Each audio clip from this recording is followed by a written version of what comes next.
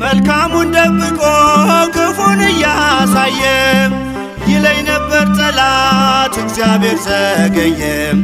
ግን ሁሉን በጊዜው ውብ አድርጎ ሲሰራ አፍሯል ለዘላለም ደንቆት የእርሱ ሥራ። አፍሯል ለዘላለም ደንቆት የእርሱ ሥራ።